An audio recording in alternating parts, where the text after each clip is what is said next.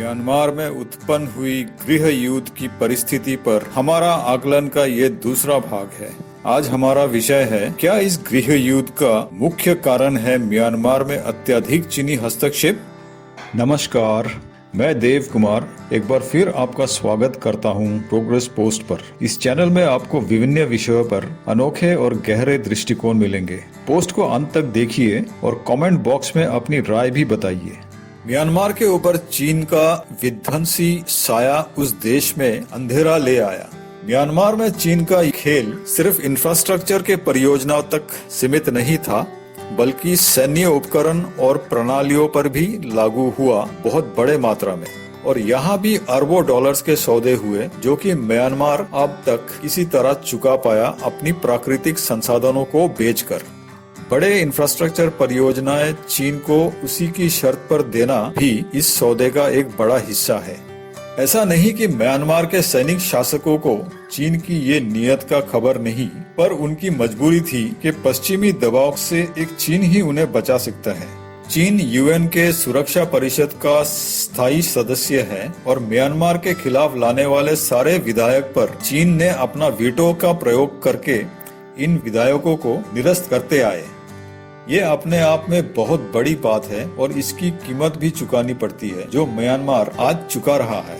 कहीं तो म्यांमार की सैनिक शासकों ने थोड़ी आजादी से सांस लेने की कोशिश की होगी, क्योंकि उन्हें भी पता है कि इस संपर्क का दायरा इससे ज्यादा नहीं हो सकता। कहीं ना कहीं तो लकीर खींचना ही पड़ेगा, जो कि इन्होंने खींचा होगा और उससे चीन चिढ़ गए। अब वो लकीर इन्होंने कहाँ खींची और कितनी खींची, ये तो बाद में पता चलेगा। पर हमें इतना समझना पड़ेगा कि म्यांमार के अंदर गहरा और बहुत सारे विरोधाभास है, जिसपे बस आग का एक छोटा सा तिनका तहलका मचा सकता है। जैसे कि मैंने पहले ही म्यांमार के विविधता के बारे में बताया था, ये एक प्रकार से इस देश के अंदर विरोधाभास को प्रकट करता है, खास करके जहाँ पर सैनिक तानाशाही इतने लंबे समय से चल रहा है। किसी भी देश के लिए विविधता को संभालना एक बहुत बड़ा चुनौती होता है, विशेष रूप से अगर उस देश में गणतंत्र का अभाव है तो। पर यह आकलन भी इतना सीधा नहीं है, क्योंकि कई गणतांत्रिक देश भी अपनी विविधता को संभाल नहीं पाए और बिखर गए। यहाँ हमें समझना होगा कि भले ही कुछ गणतांत्रिक देश अपनी विविधता को संभाल नहीं पाए और बिखर गए, पर गणतांत्रिक व्यवस्था ही एकमात्र विकल्प है विविधता को संभालने के लिए, और इसका सबसे बड़ा उदाहरण है हमारा भारत।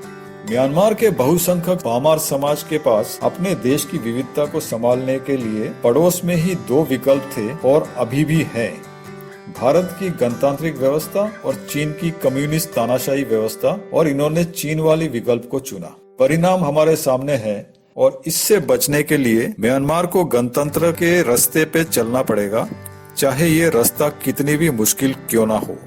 उत्पन्न हुआ परिस्थिति में भी अजीब विरोधाभास दिख रहा है। एक बात हमें समझना पड़ेगा यहाँ पर, भारत ने अब तक म्यांमार के इस दंगल में अपना पत्ता खुला ही नहीं है। जैसे श्रीलंका में भारत साफ तौर पर तमिल अल्पसंख्यकों का पक्ष लिया था, या फिर आर्मेनिया और अजरबैजान के बीच की लड़ाई में भारत आर्मेनिया का साथ दे रहा है इस समय।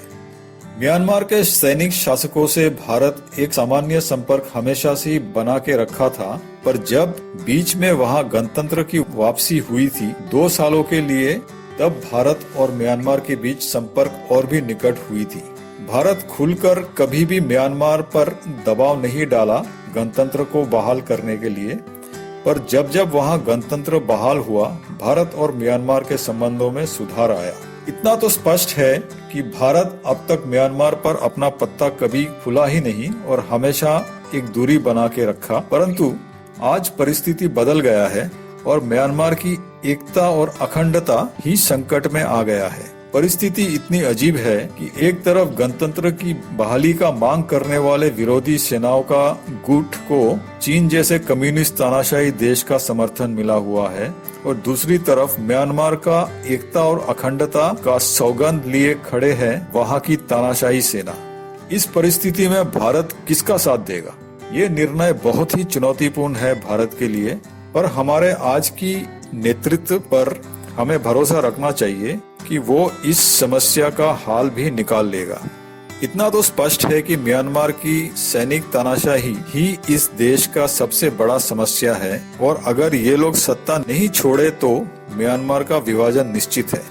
दक्षिण पूर्व एशिया और भारतीय उपमहाद्वीप के बीच म्यांमार भूमि संपर्क का एक महत्वपूर्ण सेतु है। चीन को पता है कि भारत और दक्षिण पूर्व एशिया के बीच अपार आर्थिक, राजनीतिक, सांस्कृतिक और रक्षा संबंधों के संभावनाएं हैं, जिससे वो घबराए हुए हैं। ऐसे में म्यांमार को अगर अस्थिर रखा जाए तो भारत के लिए दक्षिण पूर्व एशिया तक रेल और सड़क मार्ग का निर्माण करना बहुत मुश्किल हो जाएगा। ऐसे अनिश्चयता के अवस्था में म्यांमार के अंदर भारत अपना निवेश पर रोक लगा देगा। दूसरी ओर चीन म्यांमार के गृह युद्ध की दोनों किरदारों को आर्थिक और सैन्य सहायता देता रहेगा ताकि वो आपस में लड़ते रहे और म्यांमार में अनिश्चयता बना रहे।